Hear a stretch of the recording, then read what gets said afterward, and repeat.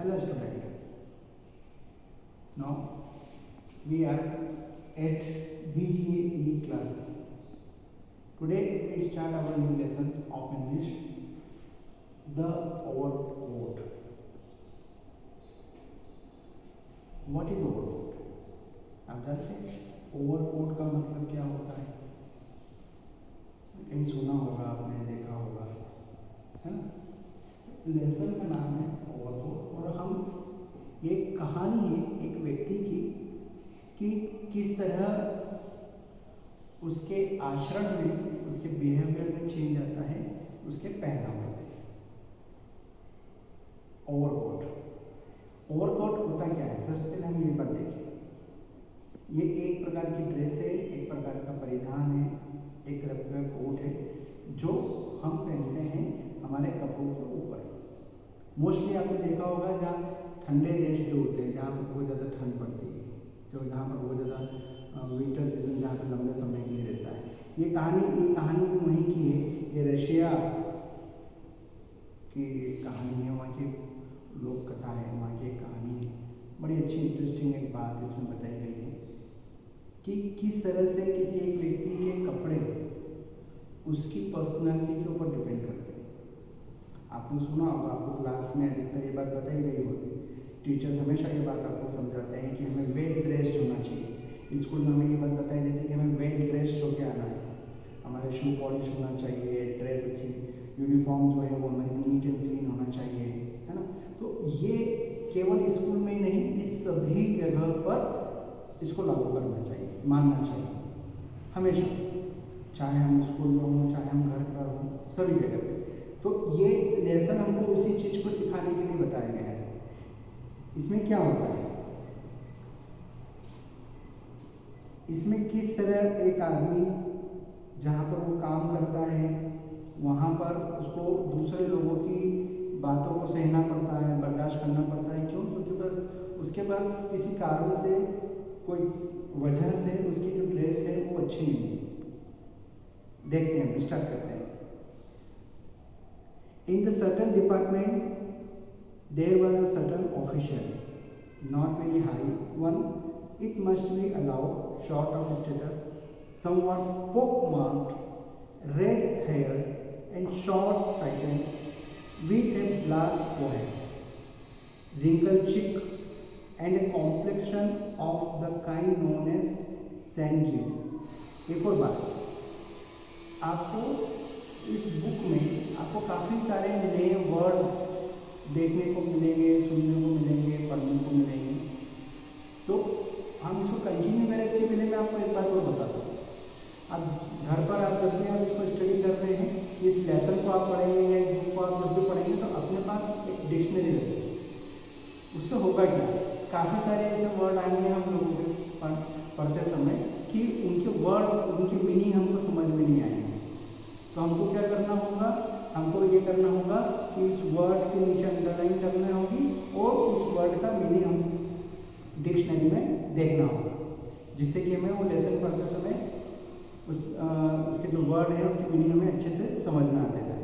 Okay, तो ये कहानी किस प्रकार की है कि किसी कोई एक डिपार्टमेंट में कहीं पर कोई एक व्यक्ति काम करता था, उसका हुलिया, उसकी रूपरेखा, they told about his personality, what kind of personality of that man. क्या है उसकी personality? He not a very high one, it must be allowed, short status, somewhat pock-marked.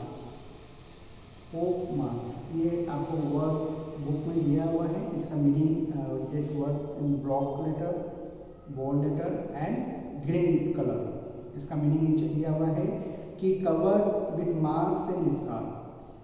कोई ऐसा चेहरा जिसके चेहरे नीट एंड क्लीन नहीं, उसमें कहीं पर स्कार का निशान, मार्क है, किसी प्रकार का कोई निशान है, चिन्ह है, ऐसा उसका चेहरा है।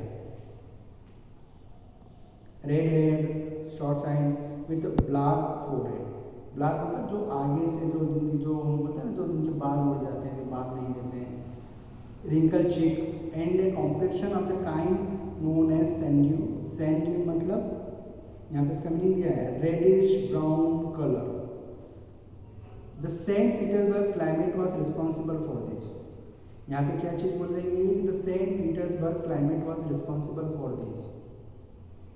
मतलब क्या हुआ कि उसका जो चेहरा था, उसकी जो बनावट थी, उस चेहरे की बनावट के पीछे यहाँ पे क्या बोला गया है कि सेंट पीटर्सबर्ग का क्लाइमेट, मौसम, वो डिपेंड करता है।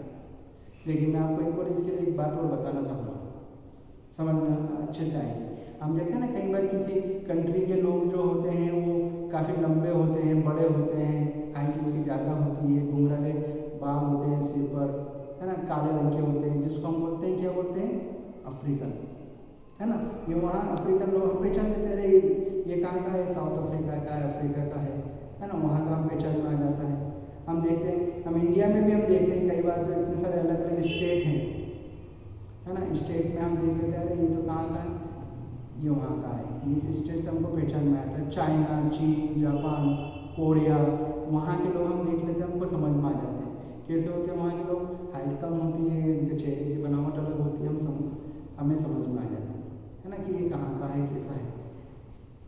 अमेरिका है, रशिया है, यहाँ के लोग हमको पहचान में आ जाते हैं उनके चेहरे की बनावट से, उनके रूप रंग से, है ना।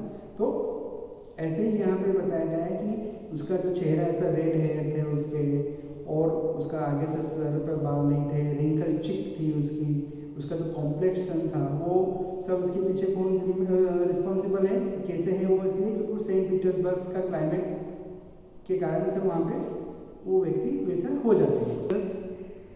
As for his official status,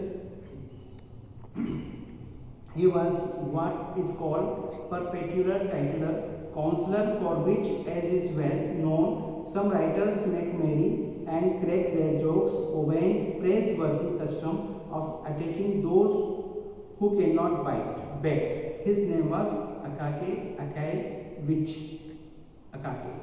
मतलब ये इसमें उसकी काम को बताया है कि वो क्या काम करता था और कैसा उसका एक ऑफिस में था, वहाँ पर वो ऑफिस का काम करता था, और उसका स्वभाव कैसा था और दिखने का कैसा था। अब क्या होता है आगे, when and how he entered the department and who appointed him, no one could remember। वो उसका इतना लंबे समय से उस ऑफिस में काम कर रहा था, काफ़ी सारे लोग आते चले गए थे काम करते करते, लेकिन वो वहीं काम कर रहा था, सीधे किसी से ज़्यादा बातचीत नहीं, किसी से कोई ज़्यादा मतलब नहीं, अपना काम से काम रखना, अपनी चीज़ें काम करना सिर्फ। और वो कोई जो डिपार्टमेंट में लोग जो काम करते थे वहाँ पर कोई नहीं जानता था कि वो कब से आया है, कितने समय हो गया उसको काम करते करते, वो किसी की तरफ ज़्यादा ध्यान ही नहीं देता था। His superiors treated him in coolly despotic। Despotic मतलब एक अच्छे, मतलब जो भी बात उसको बोली जाती है वो उतना काम कर लेता, अच्छे से काम कर लेता। एक जो उसके सुपीरियर्स थे उनको मालूम रहता था कि यार इसको अपन काम बोल दो, ये काम ठीक से करेगा, अच्छे से करेगा। Some sub-chief would thrust a paper under his nose without so much saying, "Copy," or "Here's is a nice interesting affair." जो उसके सीनियर्स थे वो क्या करते थे, उनका काम या उसी का काम या कुछ भी काम उसको लाके उसको ज़्यादा डिटेल में कुछ नहीं बोलते थे, फाइल लाके उसके सामने रख दी, कॉपियाँ उसको अच्छी कर दी, भैया इसको ये काम करो। वो बिना कहीं देखे, बिना कुछ प्रश्न करे, बिना किसी से कोई दिक्कत हुए, वो उनका उसको जो भी काम बोला जाता था वो वैसा काम करते चले जाता था, किसी से कोई शिकायत नहीं करता था।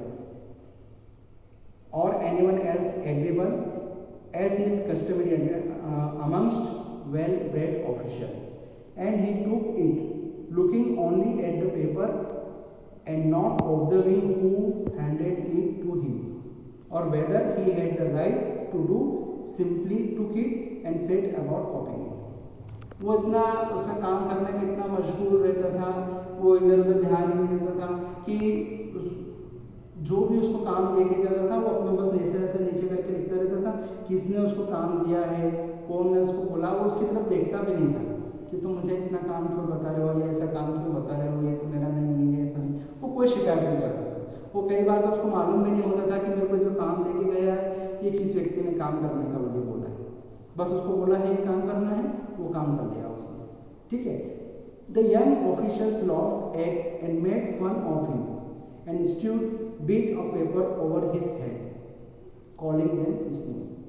अंशु की क्या बात कर रहे हैं, ये रशिया और वहाँ बर्फ ज़्यादा होती है, ठंडा जगह, ठंडी देश, वहाँ का क्लाइमेट बताओ -डिग्री में होता है। यहाँ पे बुक में दिया हुआ है -67 डिग्री, माइनस बर्फ जमती है वहाँ, काफ़ी बर्फ रहती है। तो वो लोग ओवरकोट एक पहनते हैं। ओवरकोट क्या होता है, ओवरकोट एक प्रकार का कोट होता है जो आपने टीवी में देखा होगा, मूवीज़ में, सीरियल्स में, जो हम देखते हैं हॉलीवुड की मूवी और ऐसी उसमें देखते हैं कि सारे कपड़े पहनने के बाद ऊपर से वो एक और कोट पहन लेते हैं, गर्म रहता है ना, इस टाइप का उसको हम बोलते हैं ओवरकोट। तो वो ऐसे एक ओवरकोट पहन के काम करते थे, क्यों, क्योंकि वहाँ पर ठंड बहुत ज़्यादा होती थी, है ना। अच्छे से कोट सब अपने अपने हिसाब से पहनते थे, ठीक है। तो जो उसके दूसरे लोग रहते थे वो उसके ऊपर है ना कागज फेंकते थे, कहीं कहीं कुछ करते थे, है ना। तो वो उनसे कोई शिकायत नहीं करता था। But Akaky answer not a word any more than if there had been no more there beside himself it even had no effect upon his work. वो उसके काम के ऊपर कोई इफेक्ट नहीं होता था, उसको जो करना है वो करना है, किसी से कोई लेना नहीं, किसी से कोई देना नहीं, अच्छे से बैठ के वो अपना काम किया करता था, कोई उसको कुछ भी बोले, ठीक है। Amid all this annoyance, he never made a single mistake in a letter. लेकिन जब लोग उसको इतने सारे परेशान करते थे, कुछ कुछ बोला करते थे, लेकिन उसका काम इतना परफेक्ट होता था कि उसके काम में कभी भी कोई मिस्टेक नहीं होती थी, इतना परफेक्ट था उसका काम। सबको ये बात मालूम थी कि काम बहुत अच्छा करता है, ठीक है। But if the joking become wholly unbearable, as when they jogged his hand and prevented his attending to his work, he would exclaim, "Leave me alone."